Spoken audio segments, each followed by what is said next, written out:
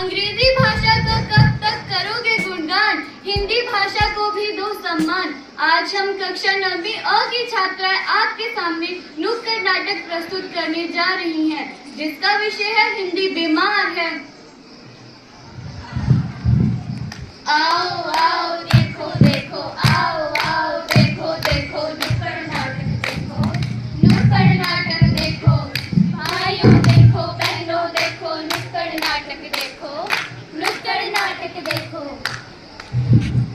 अरे वाह, आज तो यहाँ पर एक जबरदस्त नुक्कड़ नाटक होगा, परंतु उसका शीर्षक क्या होगा सोचने दो जरा। कृषि कानून? नहीं नहीं। तो क्या? प्रदूषण? नहीं नहीं। तो पक्का पेट्रोल के दाम होंगे? नहीं नहीं। आज तो हम बेहाल, बीमार व बेसुध मातृभाषा हिंदी पर नाटक प्रस्तुत करने जा रहे हैं। अच्छा, तो हिंदी बीमार है। श्रोता, हिंदी मात्राओं को ऊपर रखना और अंग्रेजी मात्राओं को नीचे रखना नहीं है, नहीं है, नहीं है। श्रोता, किसी भी भाषा को नीचे रखना नहीं, परंतु लोगों तक यह संदेश भी पहुंचाना है कि हिंदी हमारी मातृभाषा है और हमें उसका आदर करना चाहिए। तो चलिए, साहिबान मेहरबान कदरदान, आप सभी के सामने प्रस्तुत है नुक्कड़ नाटक हिंदी बीमार है। सुनो सुनो भाई सुनो सुनो, क्या हो गया है आज, क्या हो गया है आज। देखो भाई देखो, कौन है ये, किसका हो गया है बुरा हाल? अरे क्या हो गया है हाल, किसका हाल, कैसा हाल? कोई बताएगा भी सही, हमारे देश भारत में इतना बुरा हाल किसका, कैसे और क्यों? अरे हिंदी हो गए बीमार, हिंदी हो गई बीमार, परंतु मुझे कोई तो बताओ कैसे हो गए हिंदी बीमार? अरे भाई, हिंदी की ऐसी दुर्दशा क्यों? क्या लोगों ने उसे इतना कराया कर दी कि वो बीमार ही हो गई? मैं हो गई बीमार, मैं हो गई बीमार। क्या यह सच है? कोई बताएगा भी जरा, हमारे देश भारत में मातृभाषा की ऐसी दुर्दशा, आखिर कौन इसके लिए उत्तरदायी होगा? अपने ही देश में पढ़ाई हो गई, ना जाने हिंदी भाषा कहाँ खो गई। जिस भाषा को हिंदी भाषा के गौरव का प्रतीक माना जाता था, आज उसकी महानता कम क्यों होती जा रही है?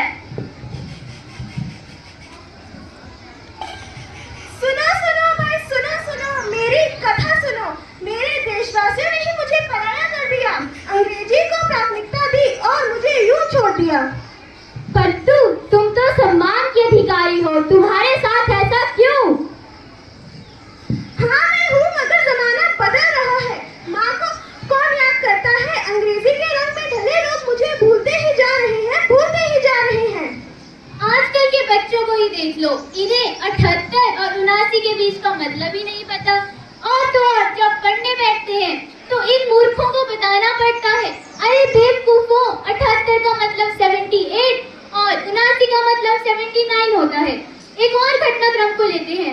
आप किसी चीज का मूल्य पूछने के लिए दुकानदार के पास जाते हो, लेकिन अगर दुकानदार उस चीज का मूल्य आपको हिंदी में बता दे, क्या आप उस मूल्य को समझने में सक्षम हैं? अरे नमस्कार, राम राम, राधे श्याम जैसे शब्द, हाय हेलो में बदल चुके हैं। अभी और देखिए, जैसे माता जी, पिताजी, आजकल हम बोलते हैं मॉम, डैड, हाय सिस, हाय ब्रो। नमस्कार, धन्यवाद जैसे आभार शब्द थैंक यू में सिमट के रह गए हैं। हाय हाय हाय हाय को हमारे बुजुर्ग कभी सर के दर्द के लिए, कभी घुटनों के दर्द के लिए और कभी पेट के दर्द के लिए इस्तेमाल किया करते थे। लेकिन आज सब भारत के युवा सुबह उठते ही व्हाट्सएप, टेलीग्राम, इंस्टाग्राम पर हाय हाय से अपने दिन की शुरुआत करते हो। जहाँ पहले कार्य को जल्द से जल्द खत्म करने के लिए कहा जाता था, जहाँ पहले कार्य को जल्द से जल्द खत्म करने के लिए कहा जाता था, आजकल वहाँ प्रेम कुमार को हम अंग्रेजी में पीके पुकारते हैं। क्या वो पीके आया है जो हम उसे पीके पुकारते हैं? पता नहीं कैसे कैसे नाम है। जिंदगी एक सफर है सुहाना, आया अंग्रेजी बोलने का जमाना।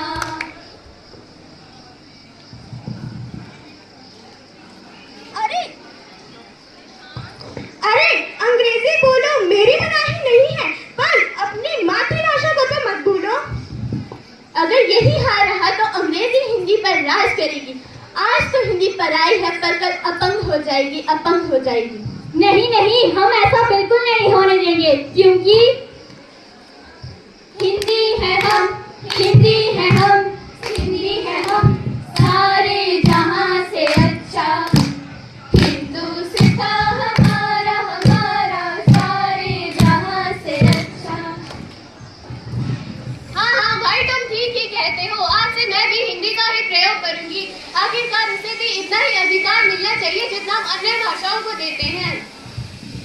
हाँ भाई हाँ, हिंदी तो हमारा गौरव है, उसे सम्मान देने से क्यों कतराते हो? हमें हिंदी को सम्मान दिलाना है और इसे अपंग होने से बचाना है। हमें एकजुट होकर हिंदी को अपनाना है और उसे बीमार होने से बचाना है।